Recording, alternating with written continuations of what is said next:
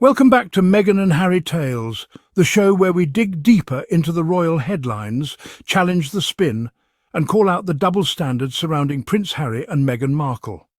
I'm your host, Adrian, and today we're unpacking the latest twist in the Frogmore Cottage saga.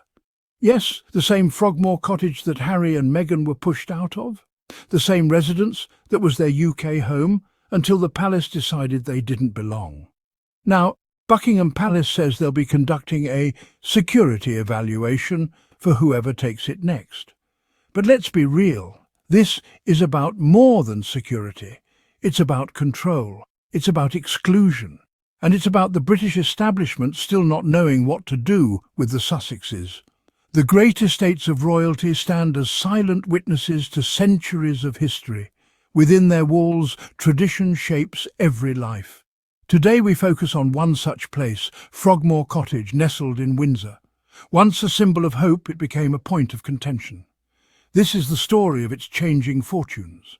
The royal family, like any ecosystem, has hierarchies and unwritten rules. New arrivals can disrupt the balance, sometimes welcomed, sometimes resisted. Frogmore's story is a modern tale within ancient walls. Our aim is not judgment, but understanding. What led to a home, once a new beginning, becoming a site of eviction for Prince Harry and Meghan Markle? Their departure sent ripples far beyond palace gates. This is more than a property dispute. It's about power, control, and belonging. We'll peel back the layers to see what Frogmore reveals about enduring values and those being challenged. The narrative presented to the world often hides quieter truths. Let's examine the Frogmore plot, not for scandal, but for insight. What does this story say about the pressures of an ancient institution and the desires of individuals seeking their own path? We begin our journey with open eyes and seek to understand what truly lies beneath the royal facade. Frogmore Cottage, once an obscure name tucked away on the Windsor estate. It became a generous gift from Queen Elizabeth II to Prince Harry and Meghan. A gesture of love, a place to build a family. The cottage needed major restoration, which the couple embraced with enthusiasm. They envisioned a modern, eco-friendly sanctuary, private, comfortable and away from the public gaze. Archie's arrival filled Frogmore with new life and hope. It represented a dream blending royal heritage with a contemporary life. But the royal ecosystem is complex. Every choice is scrutinised. Renovation costs, though repaid in full, drew public comment. The media spotlight was relentless. The quiet life they sought proved elusive. Frogmore, meant as a refuge, became another stage for public debate. Its promise began to fade as scrutiny intensified. The cottage's story was just beginning. What started as a hopeful future soon became a sign of turbulent waters ahead.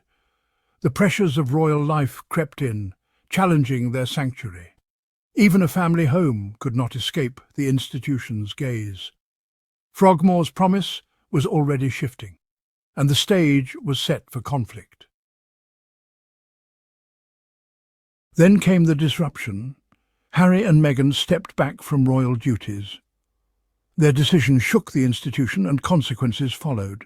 Frogmore Cottage, tied to their royal role, was suddenly in question. The eviction notice was swift. The palace claimed operational needs. The timing, just after Harry's memoir, raised eyebrows. Many saw it as a punitive move, a flexing of institutional muscle. The sanctuary was reclaimed, its former occupants no longer fit. Ironically, future tenants would require security evaluations, while Harry's own security became a public debate. The official story was necessity, but many sensed a message of control. Frogmore became a symbol of broken rules and shifting power. The welcome mat was withdrawn, leaving unease in its wake. The narrative spun was practical, but the undertones were clear. The tides had turned, and the rupture was unmistakable. Frogmore's fate mirrored the family's internal dynamics. The story of a home became a story of exclusion. Harry's treatment over Frogmore stands in stark contrast to others. Take Prince Andrew, who remains in the Grand Royal Lodge despite controversy and stepping down from duties. The disparity is striking. Royal Lodge is far larger, yet Andrew's residency continues. This raises questions about fairness and accountability. If Frogmore was needed for working royals, why not Royal Lodge? The rules seem selectively applied, depending on loyalty or perceived threat. This double standard fuels perceptions of inconsistency within the institution. Some transgressions are quietly managed, others, like public dissent, face firmer action.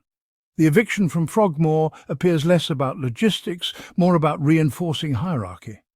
It's a demonstration of power and altered status. For Harry, losing Frogmore was more than losing a house, it was a severed link to home. The message was clear. Boundaries had shifted. The family firm had drawn its lines.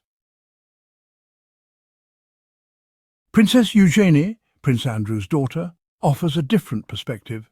She lived at Frogmore Cottage before and after Harry and Meghan. Her quiet, compliant presence drew little controversy. Eugenie and her husband lived there without fanfare, playing by the unwritten rules. Their tenure was seen as a family arrangement, not a public spectacle. This highlights a key royal truth. Adherence to protocol ensures inclusion. Eugenie's story contrasts sharply with Harry and Meghan's. Discretion and acceptance of the order brings stability. Housing and security are less questioned for those who don't challenge the status quo. Frogmore becomes a barometer of royal favour, a symbol of acceptance or exclusion. Eugenie's path shows the subtle mechanics of staying in good standing. The cottage is more than a house, it's a measure of one's place in the monarchy. The choices made within its walls echo far beyond them. The latest chapter for Frogmore is telling. Reports suggest it's being repurposed, not for family but for commercial rental. A luxury property, now a financial asset. The irony, Harry and Meghan's renovations faced scrutiny, yet the Crown's profit motive stirs less outrage. The narrative has shifted from family home to commodity. This raises questions about the true purpose of royal properties. Are they homes or assets to be leveraged? Renting out Frogmore signals a business approach to royal holdings.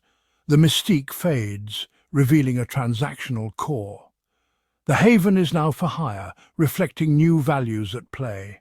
Frogmore's transformation mirrors the monarchy's evolving priorities.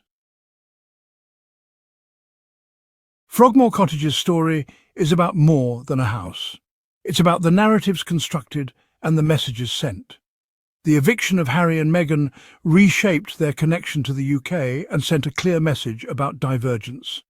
This story matters because it reveals the inner workings of a powerful institution. The human cost, loss of home, exclusion, should not be forgotten. These are universal experiences even on a royal stage. The details form a complex tapestry of power and change. Frogmore became a battleground in the monarchy's evolution. Its empty rooms echo with questions of fairness and future. Telling this story preserves a record beyond the official version. The truth is multifaceted, found in contrasts and emotions.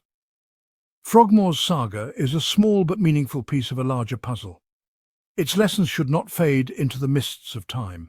So here's the truth. This isn't about security. It's not about the condition of Frogmore. It's about the monarchy trying to rewrite the narrative, pretending Harry and Meghan were just tenants, not family. But we remember how they were forced out, isolated and vilified, and we're not going to let the palace quietly move on as if none of that happened. Because you can evict people from a property, but you can't erase the truth. Thanks for joining me on Meghan and Harry Tales. I'm Adrian, reminding you to subscribe, share and stay tuned as we continue to speak truth to palace power. Until next time, stay royal, stay real.